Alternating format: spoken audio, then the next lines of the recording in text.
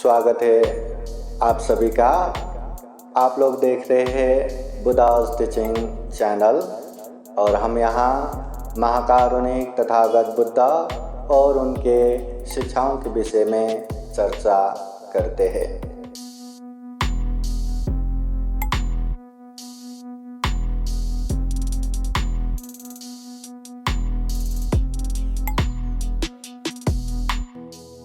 हाथ जोड़ून बसाओ अनि मना साधु साधु साधु।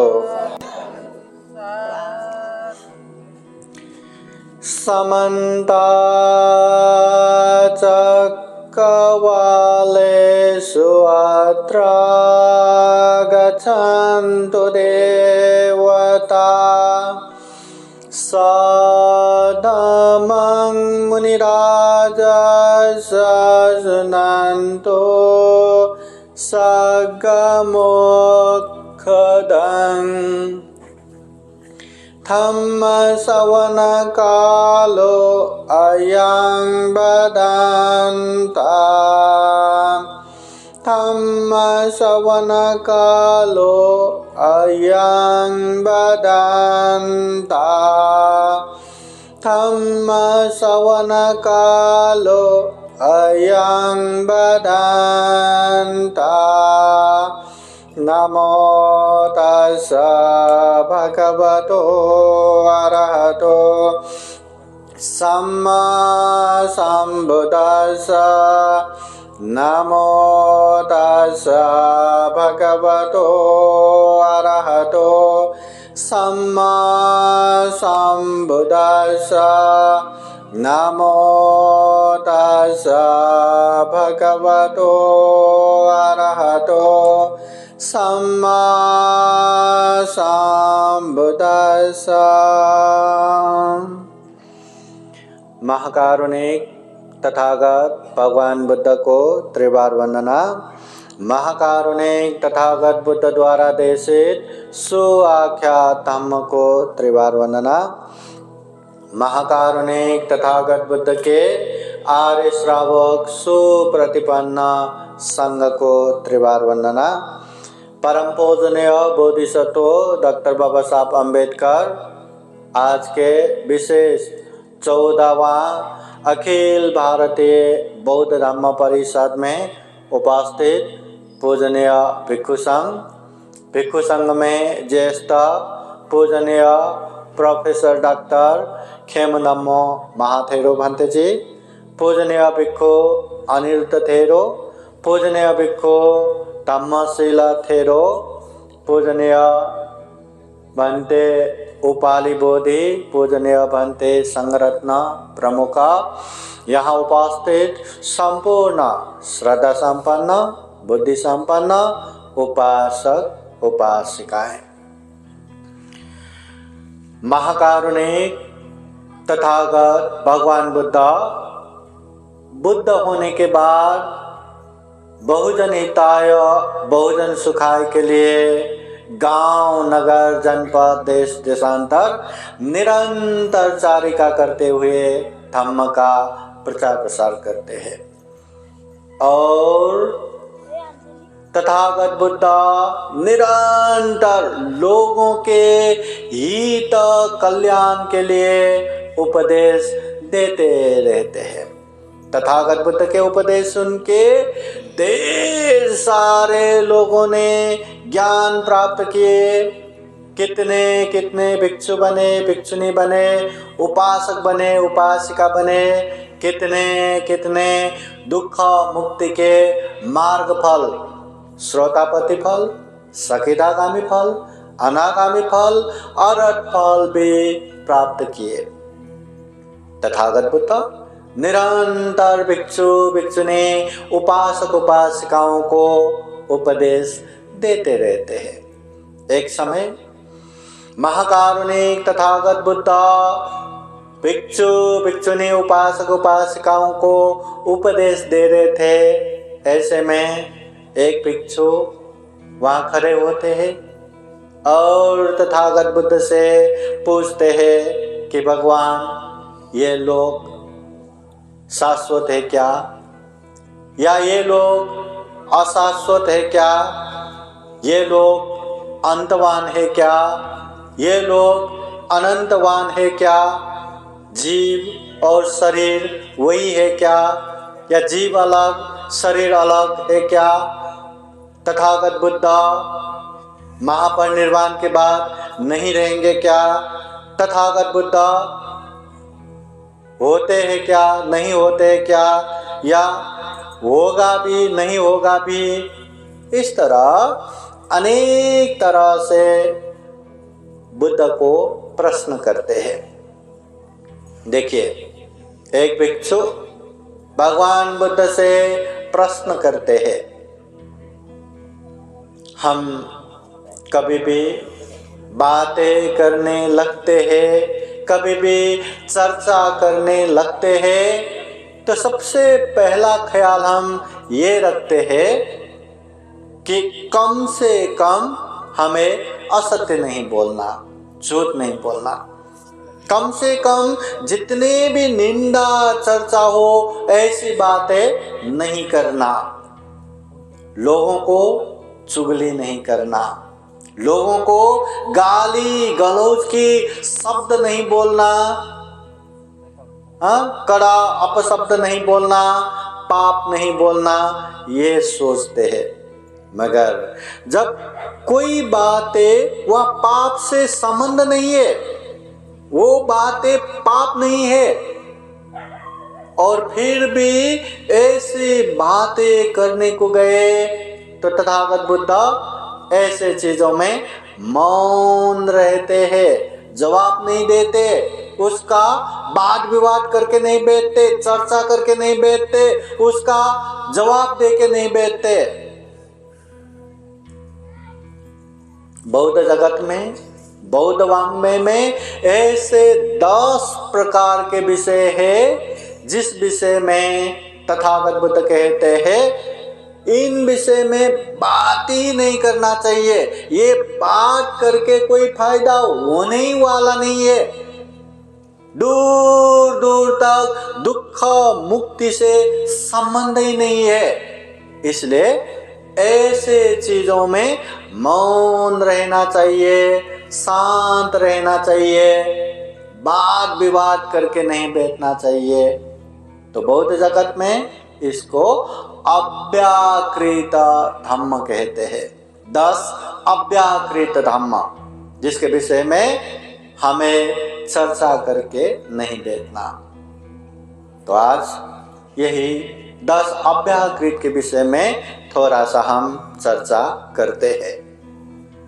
सर्वप्रथम, जब भी हम बातें करते हैं, जब भी हम किसी से चर्चा परिचर्चा करते हैं, पहला ये ध्यान देना है कि पाप नहीं बोलना, पाप के विषय में चर्चा नहीं करना।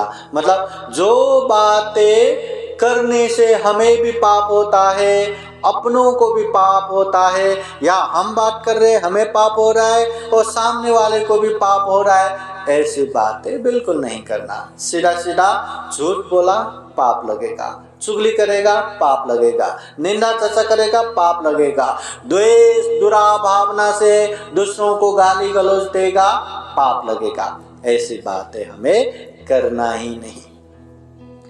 और जब भी बातें करते हैं या धम्म चर्चा करते हैं, चर्चा करते समय कम से कम 8 प्रकार के जगहों पे चर्चा नहीं करना चाहिए। इस तरह की यह बात मिलिंद प्रश्न ग्रंथ में उल्लेख हुआ है। मतलब 8 ऐसी जगह है जहाँ पे धम्म चर्चा करना योग्य नहीं है। कहीं भी ये धम्म की बातें पूछते बैठना, धम्म की चर्चा करना वो योग्य नहीं है। मिलिंद प्रश्न ग्रंथ में वो 8 प्रकार की जगह कौन कौन सा आता है? पहला है जहाँ ज्यादा ही खद्दा खुद्दी है, ऐसी जगह पे ज्यादा खद्दा खुद्दी हुआ तो सीधा सीधा हम बात नहीं कर पाएंगे, तो समझ नहीं पाएंगे। दूसरा, ज्यादा डरावनी जगह पे बात किया तो भय की वजह से वो सुन नहीं पाएंगे, ऐसी जगह पे भी नहीं। तीसरा, जहाँ ज्यादा ही तूफान चल रहा है ऐसी जगह पे भी धम्म चर्चा नहीं कर सकते, क्योंकि तूफानों में बातें स्पष्ट नहीं होगा। चौथा, जो गुप्त है, जहाँ छुप के बैठ सकते हैं ऐसी जगह पे भी धम्म चर्चा नहीं कर सकते, क्योंकि वहाँ कोई भी हो सकता है। पांचवा, एकदम जो देवालय है ऐसी जगह पे भी धम्म चर्चा नहीं कर सकते, क्योंकि धम्म चर्चा से भी वो जगह प्रमुख हो जाता है। छठा, जहाँ ज्यादा ही मनोरंजन है ऐसी जगह पे भी धम्म चर्चा नहीं कर सकते, क्योंकि वो धम्म चर्चा एकदम हल्का हो जाएगा, वो इंटरटेनमेंट मनोरंजन हावी हो जाएगा। सातवां, पूल में बैठ के भी धम्म चर्चा नहीं कर सकते, क्योंकि पूल में बैठेंगे तो अनेक जगह पे बातें होता रहेगा। और आठवां है, नदी के घाट पे बैठ के भी धम्म चर्चा नहीं कर सकते, क्योंकि ऐसी जगह पे बैठेंगे तो यहाँ वहाँ के दृश्य देख देख के हर तरह की बातें करके बैठेंगे, एक सब्जेक्ट पे या धम्म की ही बात करके वहाँ नहीं रह पाएंगे। तो मिलिंद प्रश्न ग्रंथ में धम्म चर्चा ऐसी चीजों में नहीं कर, ऐसी जगह पे नहीं करना चाहिए, ऐसा कहते हैं। फिर वैसे ही अरत भिक्षु नागसेन और राजा मिलिंद धम्म चर्चा के क्रम में ये भी उल्लेख होता है कि 8 प्रकार के ऐसे लोग हैं जिसके साथ धम्म चर्चा करने का कोई भी फायदा नहीं है। 8 प्रकार के लोग, वो 8 प्रकार के लोग कैसा है? पहला, जो राग युक्त है, जिसके मन में लोभ लालच राग भरा हुआ है, कितना भी धम्म की चर्चा करो कोई फायदा नहीं रहता। दूसरा, द्वेष युक्त, जिसके मन में द्वेष है, क्रोध है, ऐसे व्यक्ति से कितना भी धम्म चर्चा कर लो वो द्वेष की वजह से वो धम्म को ग्रहण नहीं कर पाते। तीसरा है मोह युक्त, जो मोह है, अज्ञानी है, मूर्ख है, ऐसे व्यक्ति को कितना भी अच्छे धम्म की बातें करो या धम्म चर्चा करो उसका भी कोई लाभ होने वाला नहीं है। चौथा है अभिमान युक्त, जो ईगो है, अहंकार है, अभिमान है, ऐसे व्यक्ति को कितने भी धम्म की बातें बताओ, धम्म की चर्चा करो, वो अपने अहंकार की वजह से कुछ भी नहीं लेगा। पांचवा है लोभ युक्त, जिसके मन में लोभ है, उसको कितना भी धम्म चर्चा करो वो लोभ के विषय में, मुझे ये पसंद है, मुझे वो पसंद है, मला ये पाइजे ते पाइजे, ये तो मेरा ही होना चाहिए, वो तो मेरा ही होना चाहिए, ऐसे लोभ लालच में हमेशा बहने वाले ऐसे व्यक्ति को कितना भी धम्म की चर्चा करो वो भी नहीं समझ पाएंगे।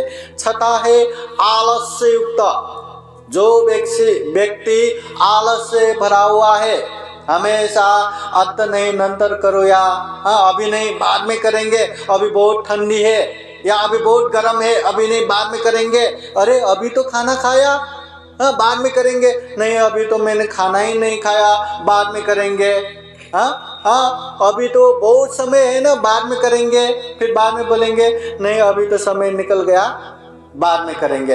हमेशा बहानाबाजी करके आलस होने वाले व्यक्ति को कितने भी धम्म की बातें समझाओ वो समझने को तैयार नहीं होगा, समझा तो भी पालन करने को तैयार नहीं होगा, व्यर्थ है। फिर सातवां है कोई एक बात पकड़ के रखने वाले, ऐसे जिद्दी व्यक्ति को भी कितना भी धम्म चर्चा करो सब सुनेगा, पर मैं वही करूँगा, मैं वैसा ही करूँगा, ऐसा पकड़ के बैठते हैं। ऐसे व्यक्ति के साथ भी धम्म चर्चा करके कोई फायदा नहीं है। और आठवां है मूर्ख व्यक्ति, जो मूर्ख है, जो शरीर वाणी और मन से पाप करता है, जो अच्छे को अच्छे बुरे को बुरे नहीं समझता, जो अच्छे करके अच्छा होगा बुरा करके बुरा होगा ये नहीं समझ सकता, ऐसे मूर्ख को कितना भी धम्म की बातें समझाओ वो नहीं समझ सकता। इसलिए ऐसे व्यक्ति को भी धम्म की बातें बताओ या धम्म चर्चा करो, कोई फायदा होने वाला नहीं है। इस तरह मिलिंद प्रश्न ग्रंथ में 8 प्रकार के व्यक्तियों को धम्म की बातें करना या धम्म चर्चा करना कोई फायदा नहीं होता, ऐसा बताते हैं। राग युक्त, द्वेष युक्त, मोह युक्त, अभिमान युक्त, लोभ युक्त, आलस्य युक्त, कोई एक मत में जिद्दी होने वाले और मूर्ख व्यक्ति, ऐसे 8 प्रकार के व्यक्ति को ये धम्म की चर्चा या धम्म की बातें सुना के कोई भी फायदा नहीं है। आता मला सांगा, हम ये 8 प्रकार के उसमें आते हैं कि नहीं?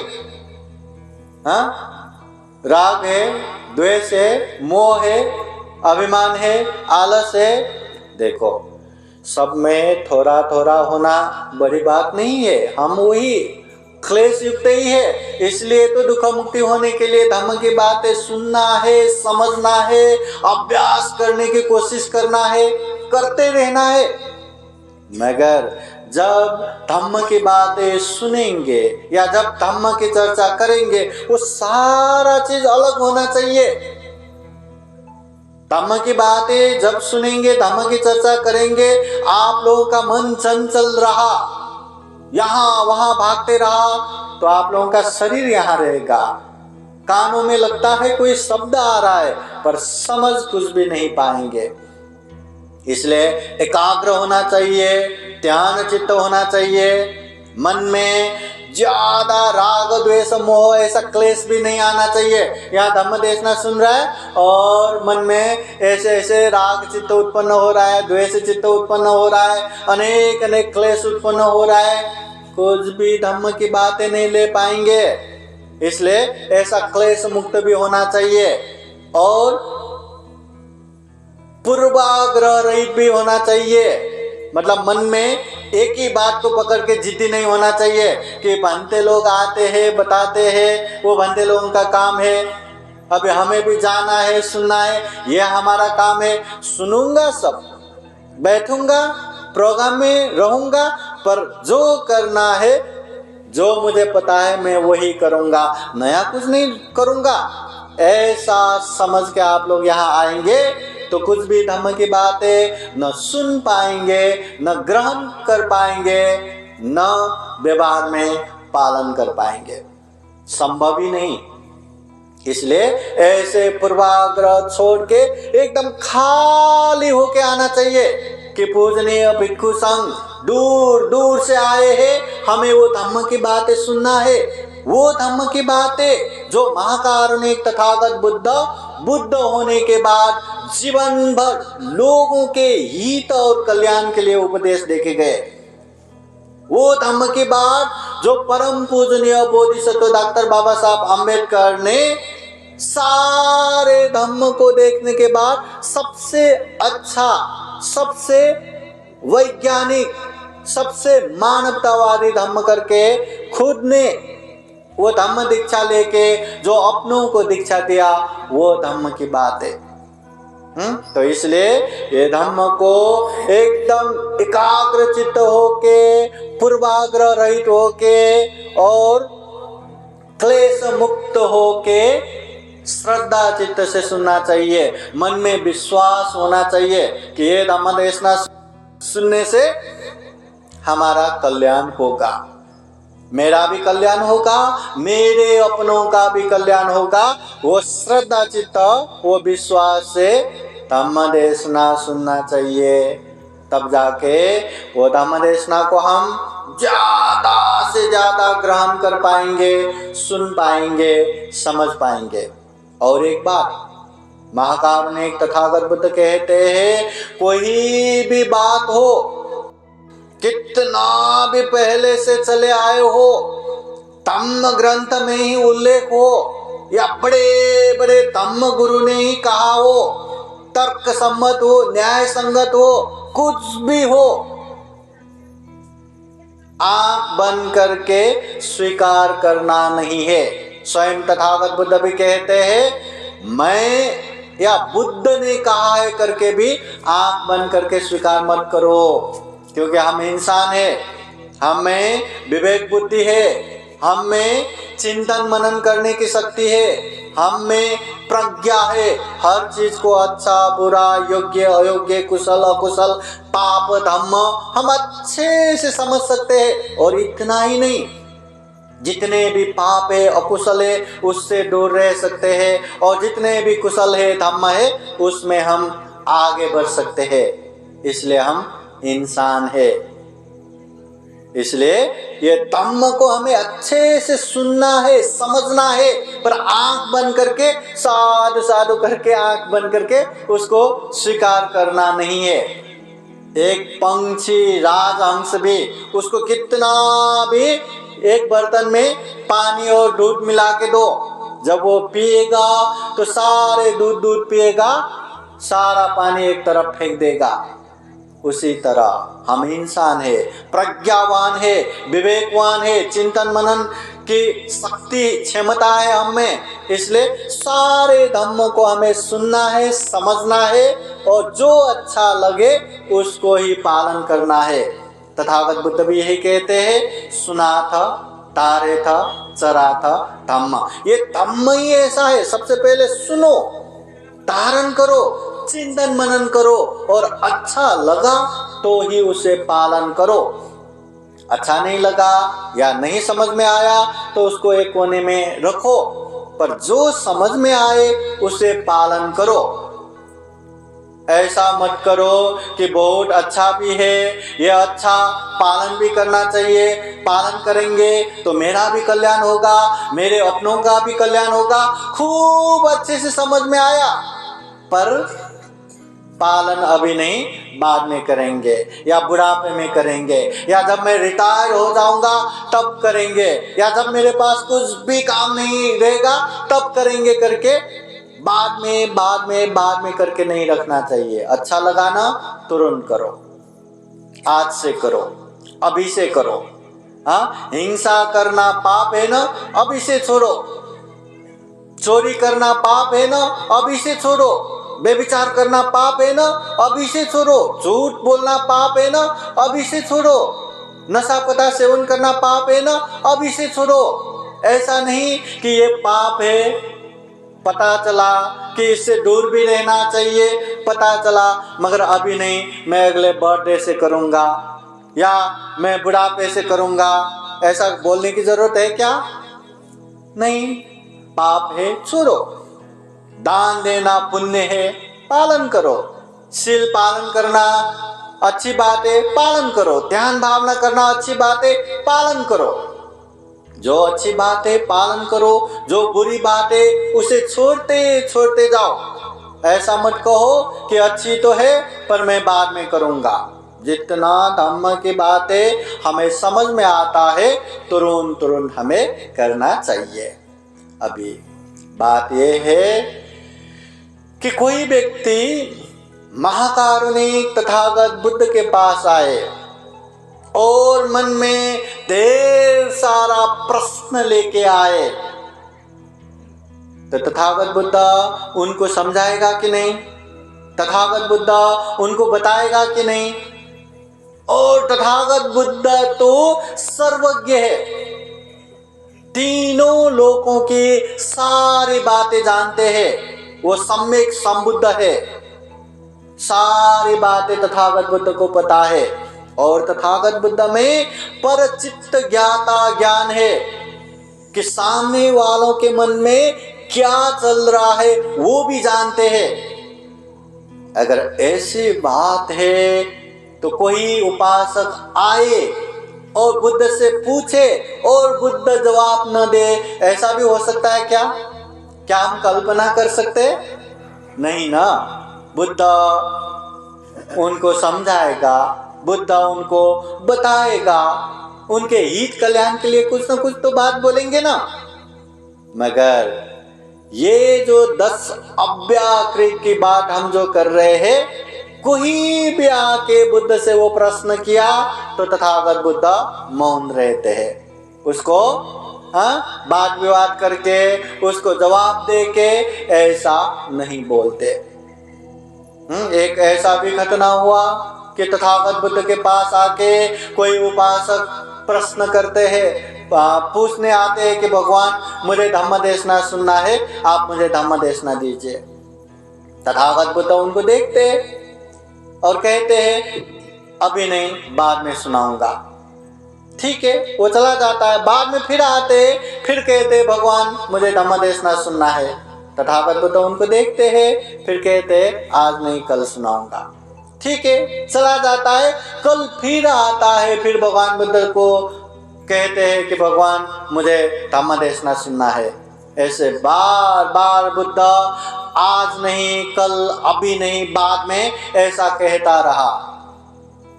फिर उपासक, अरे भगवान, मैं इतने बार धम्म देशना सुनने के लिए आया हूं, एक बार भी आपने धम्म देशना नहीं सुनाया, ऐसा क्यों? उस समय महाकारुणिक तथागत बुद्ध उनको प्यार से समझाते हैं कि उपासक ऐसा करो कि 2 गिलास में पानी लेके आओ। लेके आया। फिर भगवान बुद्ध कहते हैं अब ऐसा करो, जो 1 गिलास का पानी है दूसरे गिलास में डालो। तो वो उपासक कहते हैं भगवान दोनों गिलास भरा हुआ है, भरे हुए गिलास का पानी दूसरे में डालेंगे तो वो तो गिर जाएगा, वो तो बेकार में जाएगा। तो तथागत बुद्ध कहते हैं उपासक, मैं यही तो समझा रहा हूं, आपका मन बहुत ही चंचल है, आपका मन बहुत ही बेचैनी है। ऐसे समय में मैं कुछ धम्म देशना दूं तो भी आप समझ नहीं पाएंगे, इसलिए मैंने धम्म देशना नहीं दिया। देखिए, तथागत बुद्ध जो कुछ भी करते हैं बिना कारण नहीं करते, उसके पीछे कुछ ना कुछ कारण जरूर होता है। तो इसलिए ये महाकारुणिक तथागत बुद्ध ये अव्याकृत धम्म में बातें नहीं करता, इसका भी कारण है। विशेषतः ये अव्याकृत धम्म के विषय में, विशेषतः ये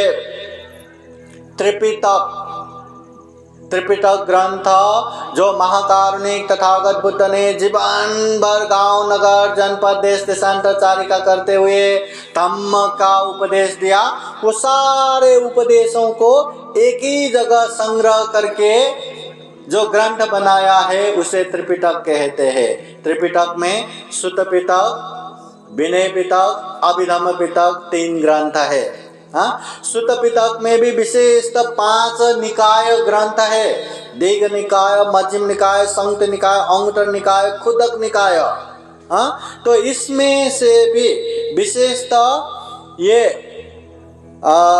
दीघ निकाय ग्रंथ के पाशादिक सुत्त और मध्यम निकाय ग्रंथ के चूल मालुक्य सुत्त और संयुक्त निकाय ग्रंथ के अव्याकृत संयुक्त, इसमें ढेर सारा अव्याकृत के विषय में उल्लेख हुआ है। तथागत बुद्ध के धम्म ये अव्याकृत के विषय में वहां पे चर्चा हुआ है। तो अभी छोटा सा हम बात करेंगे चूला मालुक्य सुत्त के विषय में। महाकारुणिक तथागत बुद्ध भिक्षु भिक्षुनी उपासक उपासिकाओं को धम्म देशना दे रहे थे। ऐसे समय में ये चूल मालुक्य नामक एक भिक्षु को ऐसा लगता है कि इतने सारे भिक्षु है, भिक्षुनी है, उपासक उपासिकाएं हैं और इतने बीच में मुझे कौन पहचानेगा, कब पहचानेगा? अगर मैं भी जरा उठ के तथागत बुद्ध से कुछ पूछूंगा तो लोग मुझे भी पहचानेंगे, लोग मुझे भी सम्मान करेंगे। तो ऐसा अनेक सोच के वो प्रवचन के बीच में ही खड़ा होता है और तथागत बुद्ध से यही 10 प्रकार के प्रश्न करते हैं। भगवान, ये लोग शाश्वत है क्या? भगवान, ये लोग अशाश्वत है क्या? भगवान ये लोग अंतवान है क्या? भगवान ये लोग अनंतवान है क्या? भगवान वही जीव वही शरीर है क्या? भगवान दूसरे जीव दूसरे ही शरीर है क्या? भगवान मरण के बाद तथागत बुद्ध होते हैं क्या? भगवान मरण के बाद तथागत बुद्ध नहीं होते हैं क्या? भगवान मरण के बाद तथागत बुद्ध होते हैं या नहीं भी होते हैं क्या? मरण के बाद तथागत बुद्ध न होते हैं न नहीं होते हैं क्या? इस तरह से प्रश्न करते हैं। उस समय महाकारुणिक तथागत बुद्ध वो भिक्षु को कि लोग शाश्वत है या अशाश्वत है, अंतवान है या अनंतवान है, ये वही जीव है वही शरीर है या तथागत का मरण के बाद होते नहीं होते, सीधा सीधा जवाब नहीं देते। महाकारुणिक तथागत बुद्ध वो भिक्षु को प्रति प्रश्न द्वारा समझाते हैं। ये तथागत बुद्ध के तरीका है। किसी किसी को सीधा सीधा जवाब देते हैं, किसी किसी को थोड़ा सा विस्तृत रूप में समझाते हैं, किसी किसी को अनेक अनेक उदाहरण के साथ समझाते हैं और किसी किसी को प्रति प्रश्न या उसी से प्रश्न करके समझाते हैं। उस समय महाकारुणिक तथागत बुद्ध वो चूल मालूक के पुत्र वो भिक्षु को प्रति प्रश्न द्वारा समझाते हैं। तथागत बुद्ध पूछते हैं कि हे भिक्षु, मैं तुम्ही से एक प्रश्न पूछता हूं, जरा ध्यान से सुनो और जवाब दो। तथागत बुद्ध पूछते हैं कि कोई एक इंसान सुनसान राह पे चल रहे हैं, तो चलते चलते अचानक से कहीं से एक बाण आया और उसके छाती में लग गया। बाण छाती में लग गया, घाव हो गया, खून बहने लगा, वो गिर पड़ा, तड़पने लगा। ऐसे समय में कोई एक भला इंसान वहीं से गुजर रहा था, तो उसने देखा कि अरे ये इंसान को बाण लगा है, ये तड़प रहा है, अगर ये बाण निकाल के मलहम पट्टी नहीं लगाया या खून को नहीं रोका गया तो ये मर जाएगा। तो ऐसा सोच के वो भला इंसान दौड़ा दौड़ा उसके पास जाते हैं और बाण निकालने की कोशिश करते हैं। तो ऐसे समय में वो बाण से घायल इंसान को वो जो बाण निकालने आए भले इंसान के तरफ देख के, ठहरो ठहरो ठहरो, पहले बाण मत निकालो, पहले मुझे ये बताओ कि ये बाण आया तो कहां से आया, ये बाण किसने मारा? बाण जिसने मारा उसका नाम क्या है, गोत्र क्या है, जात क्या है, वो कौन से गांव में रहते हैं, उसके माता है कि नहीं, उसके पिता है कि नहीं, उसके भाई बंधु है कि नहीं।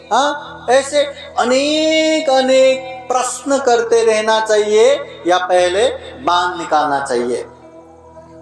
तथागत बुद्ध वो भिक्षु से यही प्रश्न करता है कि बाण लगा हुआ घायल इंसान को पहले बाण निकालना चाहिए या बाण कहां से आया, क्यों आया, बाण क्यों, किसने मारा, और वो मारने वाला का नाम क्या है, जात क्या है, गोत्र क्या है, काला है कि गोरा है, ऊंचा है कि छोटा है। अनेक अनेक प्रश्न करके बैठना चाहिए या पहले वो बाण निकालना चाहिए? क्या करना चाहिए? बाण निकालना चाहिए। सबको समझता है अगर बाण निकाले बिना अनेक अनेक प्रश्न करते रहेंगे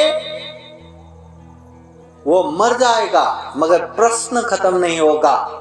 तो वो भिक्षु भी कहते हैं भगवान ऐसे समय में तो पहले बाण ही निकालना चाहिए।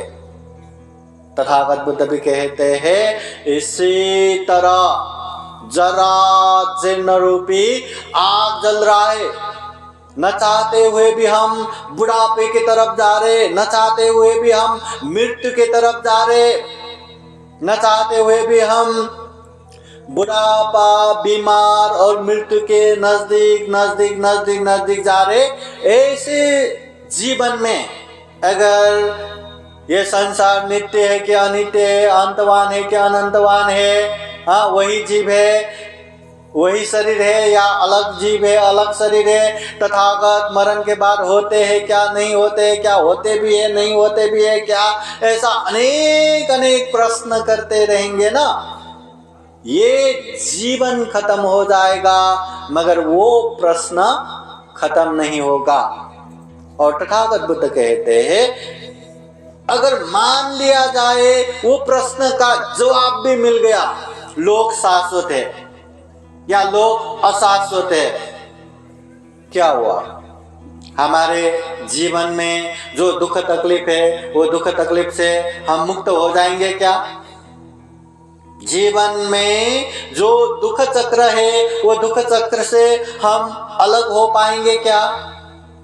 जो महाकारुणिक तथागत बुद्ध ने दुख मुक्ति का मार्ग फल बताया, क्या वो मार्ग फल हम प्राप्त कर पाएंगे क्या? बिल्कुल नहीं। इसलिए महाकारुणिक तथागत बुद्ध एकदम व्यवहारिक रूप से समझाते हैं कि इतना ये दुर्लभ जीवन है, इतना सर्वश्रेष्ठ मनुष्य जीवन है, हमें अनेक अनेक जिस चीज में जाके दुख मुक्ति से दूर दूर तक लेना देना ही नहीं है, सारे चीज जान के समझ के भी हमारे जीवन में आने वाले दुख मुक्ति से दूर दूर तक कोई संबंध ही नहीं है। तो ऐसे चीजों में हमें समय व्यर्थ नहीं करना चाहिए, ऐसे चीजों में नहीं फंसना चाहिए। इसलिए जहां जहां इस तरह का प्रश्न आता है तथागत बुद्ध मौन रहते हैं। तथागत बुद्ध इन 10 चीजों को अव्याकृत धम्म के रूप में बताते हैं, अकथनीय धम्म के रूप में बताते हैं कि ये विषय में चर्चा करके बैठना जरूरी नहीं है। इसमें चर्चा करके हमारा कोई भी लाभ नहीं होगा, कोई भी फायदा नहीं होगा, ये तथागत बुद्ध कहते हैं। और ऐसा जो महाकारुणिक तथागत बुद्ध उपदेश देते हैं, यही बातें तथागत बुद्ध के शिष्य भिक्षु भिक्षुनी भी वही बातें बताते हैं।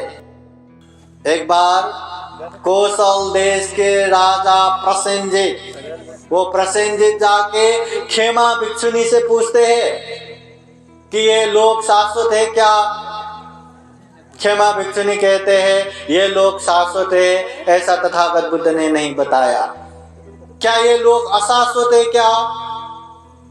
खेमा भिक्षुनी कहते हैं ये लोग अशाश्वत है, ऐसे तथागत बुद्ध ने नहीं कहा। 10 के 10 प्रश्न के जवाब में खेमा भिक्षुनी वैसा ही जवाब देते हैं। उसके बाद कौशल देश के राजा प्रसेनजित भिक्षु अनिरुद्ध के पास जाके पूछते हैं, वो भी वैसा ही जवाब देते हैं। उसके बाद सारिपुत्र महाथेरो बंदी जी के पास जाके प्रश्न करते, वो भी बिल्कुल वैसा ही जवाब देते हैं। उसके बाद अग्र श्रावक मौदगल्यायन भिक्षु के पास जाके प्रश्न करते हैं, वो भिक्षु भी वैसा ही जवाब देते हैं कि तथागत बुद्ध ने ऐसा नहीं कहा।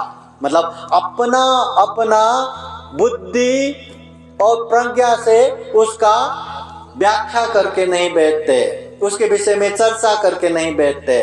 तथागत बुद्ध ने ये 10 विषयों को अव्याकृत कहा है, तो ये तथागत बुद्ध के आर्य श्रावक शिष्य भिक्षु भिक्षुनी सारे लोग इसको अव्याकृत के रूप में ही मानते हैं। अपने अपने दिमाग से, अपने अपने विवेक बुद्धि से इसका चर्चा परिचर्चा या व्याख्या विश्लेषण करके नहीं बैठते।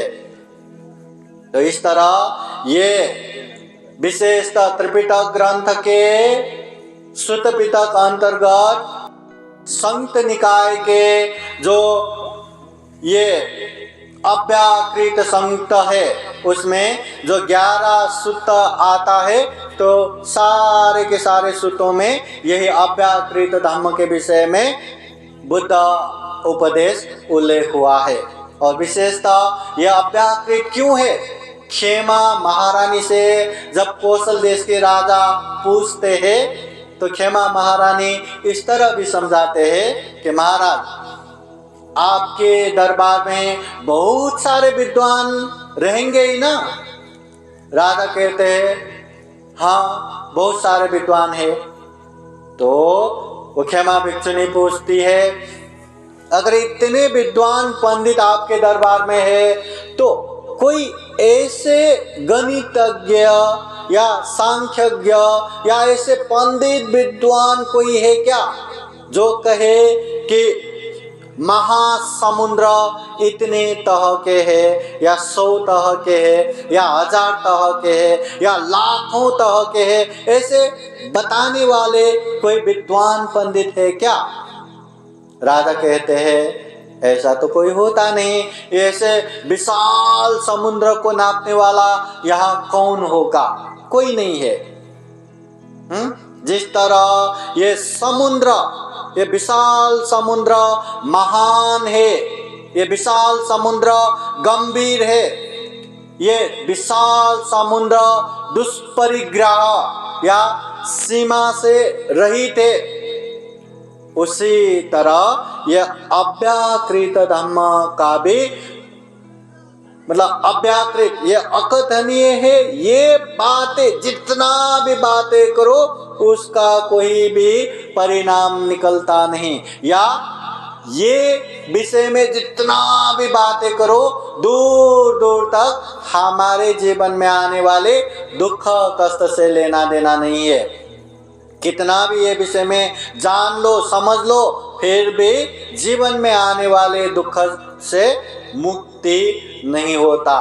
इसलिए इतना दुर्लभ जीवन हमें मिला है, इतना सर्वश्रेष्ठ जीवन हमें मिला है, तो जीवन में सबसे पहले जो हमें पसंद नहीं है पर है हर एक के जीवन में, वो दुख को समझना चाहिए और दुख मुक्ति के मार्ग पे जाना चाहिए।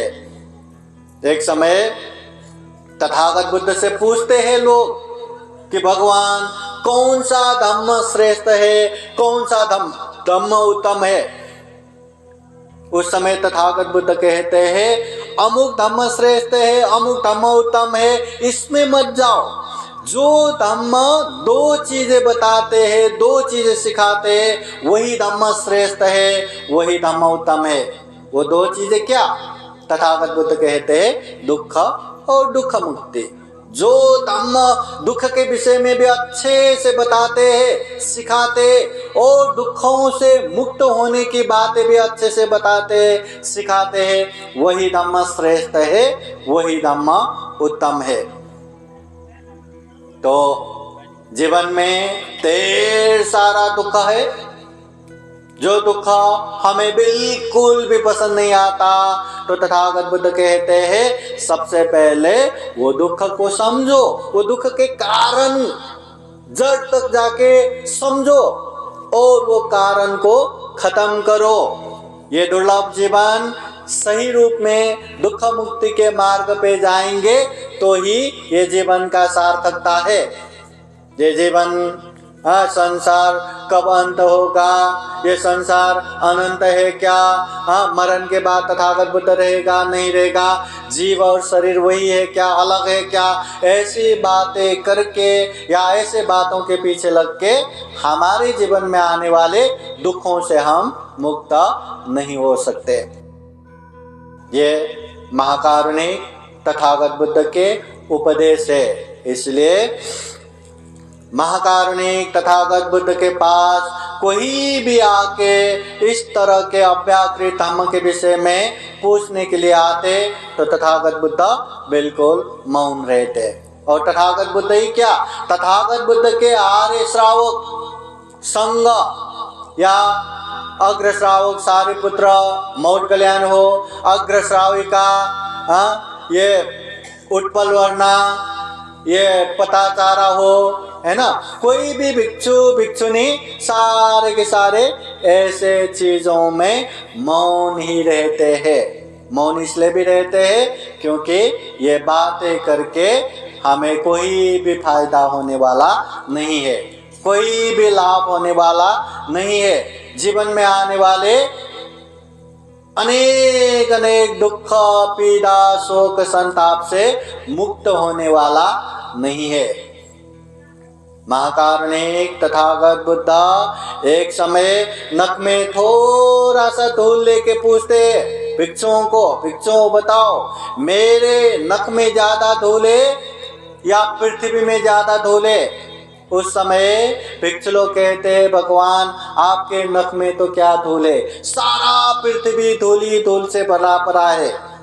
आपके नख में बहुत ही कम थोड़ा न्यून गौण ही धूल है। तथागत बुद्ध कहते हैं इस दुनिया में अच्छे धम्म को जानने वाले, अच्छे धम्म को समझने वाले, अच्छे धम्म को समझ के अच्छे से पालन करने वाले और अच्छे धम्म को समझ के पालन करके अच्छा परिणाम प्राप्त करने वाले मेरे नख में जितना धूल है उतना ही है। बाकी अच्छे धम्म ना समझने वाले, समझा तो भी पालन न करने वाले, पालन किया तो भी परिपूर्ण ना होने वाले पृथ्वी में जितना धूल है उतना ही है। तो हमें ये निर्णय लेना है कि तथागत बुद्ध के नख में जितना धूल है उतने में ही आना है या पृथ्वी में तो धूल ही धूल भर पड़ा है उतने में आना है। इसलिए ये ऐसे अव्याकृत धम्म की बातें करके या गलत पाप चीजों में लग के ये दुर्लभ अमूल्य सर्वश्रेष्ठ जीवन को व्यर्थ में फेंकना नहीं चाहिए, दुर्गतिगामी नहीं होना चाहिए। इसलिए ये दुर्लभ जीवन में खूब अच्छे धम्म में लगना चाहिए, पुण्य कार्य में लगना चाहिए और अव्याकृत धम्म से अलग होके जो दुख मुक्ति के धम्म है, जो चार आर्य सत्य है, जो आर्य अष्टांगिक मार्ग है, जो शील समाधि प्रज्ञा का मार्ग है, जो मध्यम मार्ग है, ऐसे धम्म को समझ के पालन करके दुख मुक्ति के मार्ग पे आगे बढ़ना चाहिए। इसी में हमारी कल्याण है, इसी में हमारी दुख मुक्ति है।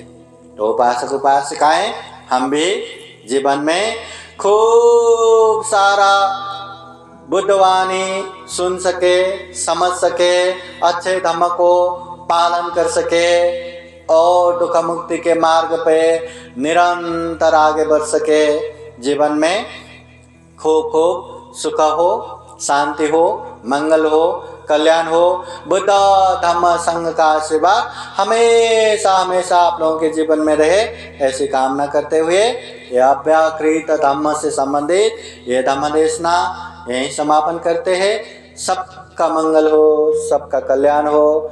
भवतु सब्ब मंगलम्।